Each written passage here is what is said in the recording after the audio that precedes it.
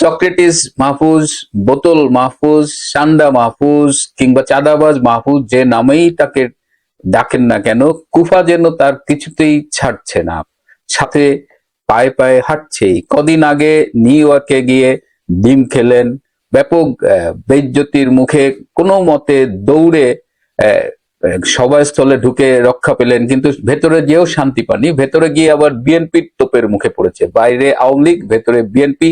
যাই হোক, যে উদ্দেশ্যে আমেরিকা সফরে গিয়েছিলেন, নাকানি চুবানিকে ফিরেছেন। তো 2-3 দিন আগে শুনলাম যে এই সান্ডা মাহফুজ নাকি লন্ডনে আসবেন। তো সেই থেকে আমি খুব চিন্তায় ছিলাম যে আরে বেচারা আবার লন্ডনে যে কি কাহিনী না ঘটায়। তো গতকাল লন্ডনে কি হয়েছে একটু দেখে আসি।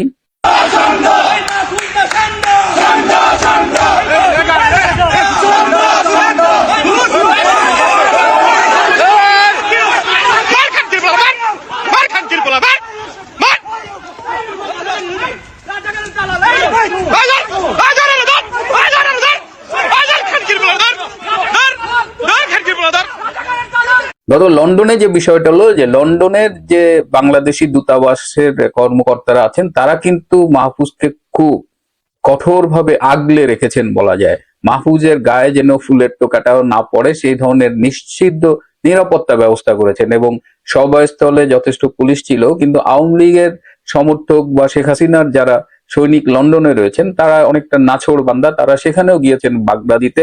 এবং মাহফুজকে না পেয়ে যেটা হয়েছে, কোনো একজন সেখান থেকে বেরোচ্ছিলেন, তো সেখানে পুলিশও ছিল, এমন লাতিগুতা খাইছে বাইরে ভাই। কিন্তু বাঙালির লাতিগুতার হয়েছে, কিন্তু তাকে রক্ষা করার জন্য ব্রিটিশ পুলিশ যেভাবে তাকে টানাহেঁচড়া করে টেনে নিয়ে গেছে সেটা তো আরো কষ্টে। পুলিশের এই যে রক্ষার নামে আরো পেইন দেওয়া, এটা আমি ঠিক মানতে পারলাম না। যাই হোক, এখন এই যে লাতিগুতা খাইছে যিনি, ইনি কে, এটা নিয়ে এখন একটা ব্যাপক সমালোচনা হচ্ছে। অনেকেই বলছেন যে নেত্র নিউজের সাংবাদিক তাসনিম খলিল ইনি কিনা, কারণ তার খলিলের চুল কম এবং দাড়ি, এবং যিনি এখানে নির্যাতিত ও প্রহরিত হয়েছেন, লাতিগুতা খেয়েছেন, খলিলের সাথে তার চেহারার খুব মিল। তো অধিকাংশ লোকই ধারণা করেছে যে তাসনিম খলিল, কিন্তু আমিও একটু খুঁটিয়ে দেখতে গেলাম যে আসলে এটা কি তাসনিম খলিল কিনা, কিন্তু পরে দেখলাম যে না, এটা সাংবাদিক তাসনিম খলিল না। কিন্তু যিনি নির্যাতিত হয়েছেন তার পরিচয় পেয়ে আমার বুকটা একদম খান খান হয়ে গেছে, বিশ্বাস করেন ভাই।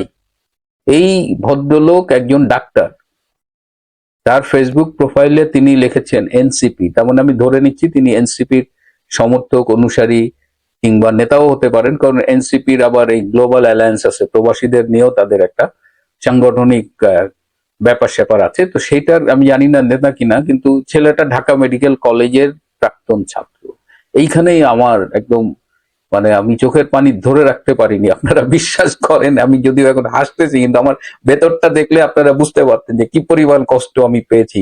এই আমার ঢাকা মেডিকেলের ছোট ভাই, এই উত্তম মধ্যম মানে মাহফুজ সে বসে, কিন্তু মাহফুজের প্রতিনিধি হিসেবে যেটা মাহফুজের খাওয়ার কথা ছিল সেটা এই ছোট ভাই খাইছে। আমি সঙ্গত কারণেই তার নামটা বললাম না।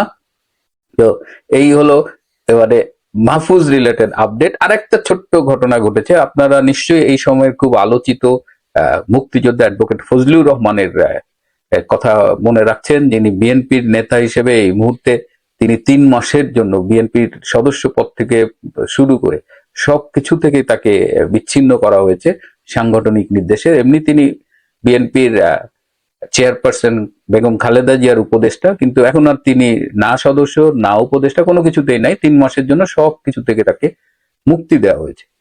তো অ্যাডভোকেট ফজলুর রহমান এই সময়ে মুক্তিযুদ্ধের পক্ষে, বঙ্গবন্ধুর পক্ষে খুবই সোচ্চার, এবং এই যে তিনি সোচ্চার হচ্ছেন এটা রাজাকার শাবকদের পছন্দ হয়নি। এবং তার বাড়ির সামনে যে এই 4-5 জন মাদ্রাসার ছাত্র নামাজ পড়তেছে, আবার কিছু নেশাখোর যে ওখানে স্লোগান দিচ্ছে। তো এরকম একজন হিরোইন ছিল হলো তমা ফারিয়া। আপনারা তমা ফারিয়ার কথা মনে রেখেছেন নাকি ভুলে গেছেন? যাই হোক, আবার একটু ভিডিও দেখাই। কত টাকা দিছে রাজাকার বলার জন্য? বাবা তোমাকে ডাকছি বাবা, রাজাকার বাহিনী এসেছে।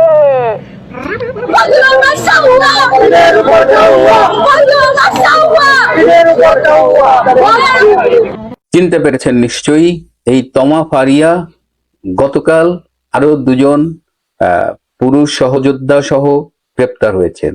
তমা ফারিয়া হলো বাংলাদেশ গণতান্ত্রিক ছাত্র সংগঠন বাকছাসের কেন্দ্রীয় নেত্রী।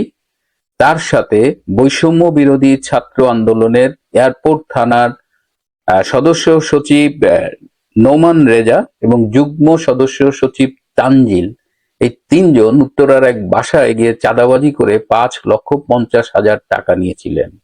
এবং টাকাটা নিয়েছিলেন কিনা আমি জানি না, নাকি দাবি করেছিলেন, আনতে গিয়েছিলেন, হোয়াট এভার ইট ইজ। এই চাঁদাবাজির ঘটনায় গতকাল তারা গ্রেপ্তার হয়েছে। এবং এই খবরটা কিন্তু বাংলাদেশের মিডিয়া আপনি পাবেন না, এটা ব্ল্যাক আউট হয়ে গেছে। আমি বারবার বলেছি যে বাংলাদেশের মিডিয়া এখন শরণাতীত কালের সবচাইতে বেশি মানে দাসত্বের কাল পেরোচ্ছে। তারা মুখ খুলে সত্য প্রকাশ করতে পারে না, কলম খুলে সত্য কথা লিখতে পারে না। তো এরকম একটা পরিস্থিতিতে এই তমার ঘটনাটা জানিয়ে দিলাম। এবং কি স্পর্ধা এইসব তমাগঙে, যে তারা মুক্তিযোদ্ধা ফজলুর রহমানের মতো একজন মানে সাহসী মানুষের, একজন সম্মানিত মানুষের বাড়িতে যে এরকম ব্যাককলের মতো কাজ করে এবং তাকে অসম্মান করার স্পর্ধা দেখায়।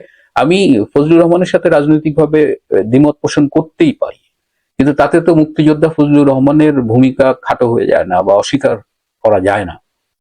তিনি রাজনীতির বিভিন্ন ঘাট পেরিয়ে এসেছেন। তিনি একসময় বঙ্গবন্ধু রাজনীতি করেছেন, একসময় জাতীয় ছাত্রলীগ, যেটা বাকশাল আব্দুর রাজ্জাক ভাইদের, সেটির ছাত্র সংগঠনের প্রেসিডেন্ট ছিলেন। তারপর তিনি আবার আওয়ামী লীগ করেছেন। তিনি 1986 সালে জাতীয় সংসদ সদস্য নির্বাচিত হয়েছেন। পরবর্তীতে রাজনীতির নানান সমীকরণে তিনি বিএনপিতে গিয়ে ভিড়েছেন। হোয়াট এভার ইট ইজ, এই সামগ্রিকভাবে সব প্রক্রিয়া আমরা অপছন্দ করতে পারি, পছন্দ করতে পারি, তার সমালোচনা করতে পারি, কিন্তু তাকে তো তার বাড়ির সামনে গিয়ে আমরা এই মানে অশ্লীল ভাষায় গালাগালি করতে পারি না। এবং এই তমা ফারিয়া যে অঙ্গটির কথা বলেছেন এবং তার মুখে কোনো বিকার নেই, আমরা শুনে তো লজ্জা পেয়েছি যে এই জেনারেশন, এটা তো এই জেনারেশন কিন্তু না। এই জেনারেশন আমাদের ছেলে মেয়েরাই কিন্তু এই জেনারেশন, তাদের সাথে আমাদের পরিচয় আছে। স্পেশালি আমি আমার অনেক বন্ধুর ছেলে মেয়ের সাথে এমন ভাবে মিশি যে আমি তার বাবার বন্ধু হলেও আমি কিন্তু তাদের বন্ধুর মতো মিশি। এবং অনেকেই তাদের বাবার কাছে যে কথাগুলো বলে না, সেই কথাগুলো আমাকে বলে। তাদের বাবা মা অনেক সময় আমাকে বলে যে মিল্টন দেখতো ওর ব্যাপারটা হয়েছে। তো এই যদি বলেন জেনজি সবাই এরকম, তা না। এই তমা ফারিয়ারা হলো কুলাঙ্গার, সমাজের কুলাঙ্গার। এরা আপনার আমার সামাজিক অবস্থানকে যেমন বিবেচনায় নেয় না, তেমন বাংলাদেশকে একটা ধ্বংসের মুখে ঠেলে দিচ্ছে। এদের হাত থেকে রক্ষা করতে হবে। এদের যদি বাবা মা থেকে থাকেন বা এদের যদি অভিভাবক থেকে থাকেন, তাদেরও একটা দায়িত্ব আছে এইসব বিপদগামী কুলাঙ্গারদের অন ট্র্যাক ফেরানো। যাই হোক, মাহফুজের জন্য সমবেদনা, বেচারা যেখানেই যায়